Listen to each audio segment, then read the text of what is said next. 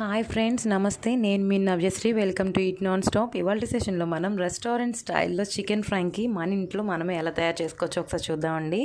అయితే దాని తయారీకి వాళ్ళు మైదా పిండి వాడతారు, నేను ఇక్కడ గోధుమ పిండి వాడుతున్నానండి.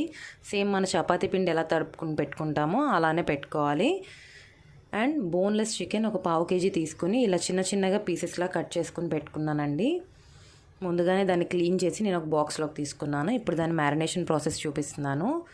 ఈ చికెన్లోకి ఒక 2 tablespoons of pepper powder, black pepper powder తీసుకుంటున్నానండి. అలానే 1/2 టేబుల్ స్పూన్ ఆఫ్ సాల్ట్ వేసుకుంటున్నాను. అండ్ చికెన్ చాలా సాఫ్ట్గా టెండర్గా అవ్వడానికి నేను వెనిగర్ తీసుకుంటున్నానండి, ఒక 2 టేబుల్ స్పూన్స్. మీ దగ్గర కనుక యాపిల్ సైడర్ వెనిగర్ లేకపోతే నిమ్మరసం కూడా యూస్ చేసుకోవచ్చు.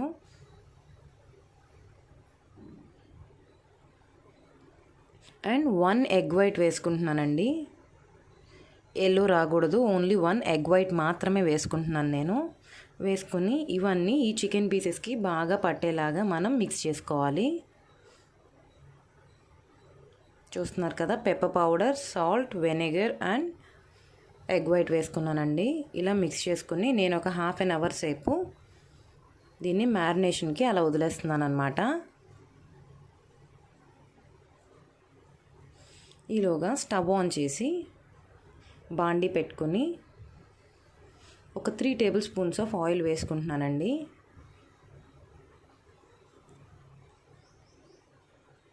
ఆయిల్ వేడవ్వగానే మనం మ్యారినేట్ చేసి పెట్టుకున్న చికెన్ ఉంది కదా, ఆ చికెన్ పీసెస్ని వేసుకుని ఫ్రై చేసుకుంటున్నానండి ఆయిల్లో. మనం వెనిగర్ వేయడం వల్ల చికెన్ పీసెస్ చాలా త్వరగా కుక్ అయిపోతాయి, అలానే చాలా సాఫ్ట్గా కూడా వస్తాయండి. ఇలా బాగా ఫ్రై చేసుకోవాలి ఆయిల్లో. దాంట్లో ఉన్న వాటర్ కంటెంట్ అంతా బాగా ఈగిరిపోయి డ్రైగా అయిపోతాయండి పీసెస్. అప్పుడు మనకి చికెన్ పీసెస్ బాగా కుక్ అయినట్టు అర్థం అన్నమాట. అప్పుడు మనం వేరే ప్లేట్లోకి ట్రాన్స్ఫర్ చేసుకోవచ్చు. చూస్తున్నారు కదా, చికెన్లో ఉన్న వాటర్ కంటెంట్ అంతా కూడా బయటకు ఎలా యూజ్ అవుతుందో. చూస్తున్నారు కదా, డ్రైగా అయిపోయిందండి. ఇంకొక మనకి చికెన్ పీసెస్ బాగానే ఫ్రై అయిపోయాయి. సో నేను ఇంకో ప్లేట్లోకి ట్రాన్స్ఫర్ చేసేసుకుంటున్నాను.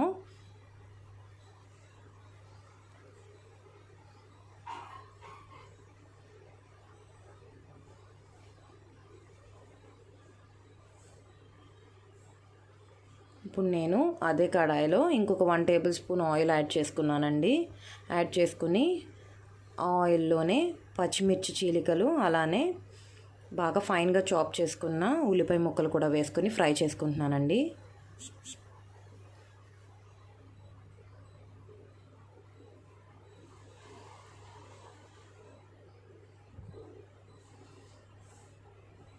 ఉల్లిపాయలు మంచి గోల్డెన్ కలర్లోకి వచ్చేంత వరకు మగ్గించుకోవాలండి. అలానే ఒక 1/2 టేబుల్ స్పూన్ పసుపు వేసుకుంటున్నానండి ఉల్లిపాయ ముక్కల్లోకి.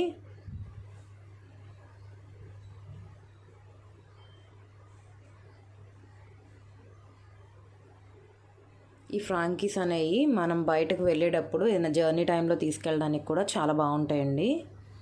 చూస్తున్నారు కదా, చాలా గోల్డెన్ కలర్లోకి వచ్చేసాయండి ఆనియన్స్. ఇప్పుడు నేను జింజర్ గార్లిక్ పేస్ట్ వేసుకుంటున్నాను, ఒక 1 టేబుల్ స్పూన్.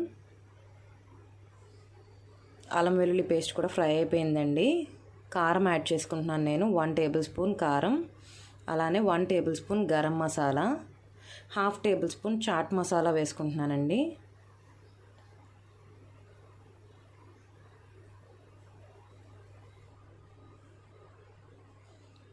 ఇప్పుడు నేను ఫ్రై చేసి పెట్టుకున్న చికెన్ పీసెస్ ఉన్నాయి కదా, ఆ చికెన్ పీసెస్ అన్నీ వేసేసుకుంటున్నాను. వేసేసుకుని ఒకసారి అన్నీ మిక్స్ చేసుకుంటున్నానండి. జస్ట్ మనకి డ్రైగా లేకుండా కొద్దిగా గ్రేవీలా అవ్వడానికి నేను 1 గ్లాస్ ఆఫ్ వాటర్ పోసుకుంటున్నానండి. 1 గ్లాస్ ఆఫ్ వాటర్ పోసుకుంటున్నాను. అలానే ఒక 10 మినిట్స్ ఇది బాగా ఉడకడానికి మనం టైం ఇవ్వాలన్నమాట.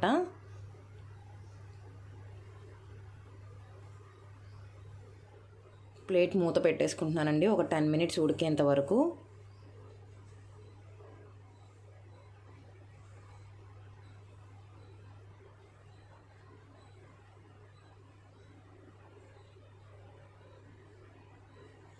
చూస్తున్నారు కదా, ఆల్రెడీ చికెన్ పీసెస్కి సాల్ట్ వేసుకున్నాము.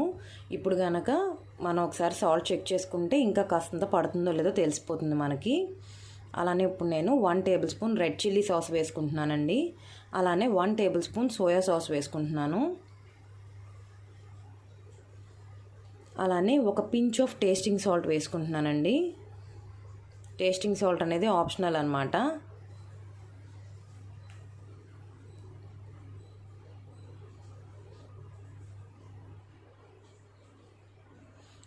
బాగా అసలు కొద్దిగా కూడా మన కర్రీస్కి ఉన్నట్టు గ్రేవీ ఉండనివ్వకూడదండి.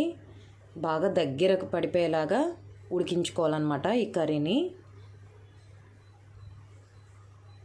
అస్సలు గ్రేవీ వాటర్లా కూడా ఉండకూడదు, చాలా థిక్ అయిపోవాలి గ్రేవీ మొత్తం. అప్పటిదాకా ఉడికించుకోవాలి. పీస్ చూడండి ఉడికిందో లేదని చూపిస్తున్నాను, చూసారు కదా.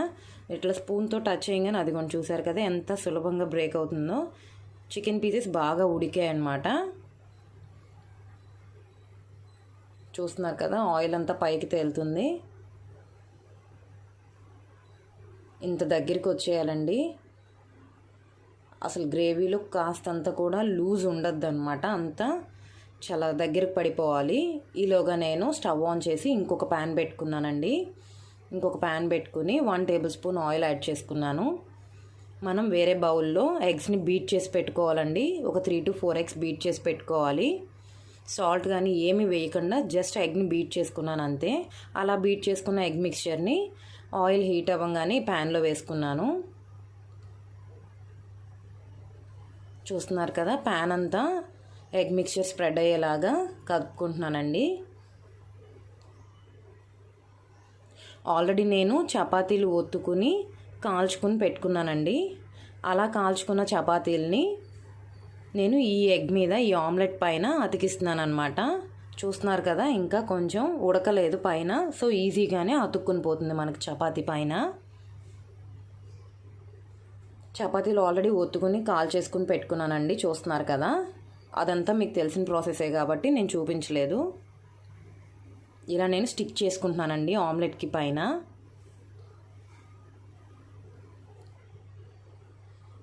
నేను ఇప్పుడు ఈ ఆమ్లెట్కి ఎగ్ మిక్స్చర్లో సాల్ట్ కానీ కారం కానీ అసలు ఏమీ యాడ్ చేయలేదండి. జస్ట్ బీట్ చేసి ప్యాన్లో పోసేసాను అంతే. చూస్తున్నారు కదా, స్టిక్ అయిపోయింది అంతేనండి. ఇప్పుడు నేను ఇది వేరే ప్లేట్లోకి ట్రాన్స్ఫర్ చేసుకుంటున్నాను. ఇప్పుడు నేను ఫ్రాంకీ ఎలా తయారు చేస్తున్నానో చూపిస్తున్నాను. కర్రీ చూసారు కదా ఎంత గ్రేవీ ఎంత థిక్గా ఉందో. నేను అది ఇప్పుడు బారుగా పెట్టుకుంటున్నానండి ఈ చపాతీ మీద. పెట్టుకుని పైన ఆనియన్స్ స్ప్రింకిల్ చేసుకుంటున్నాను, ఆనియన్స్ వేసుకుంటున్నాను. అలానే టొమాటో సాస్ ఉంటుంది కదా, టొమాటో సాస్ మయోనైస్ కూడా వాడుకుంటున్నానండి.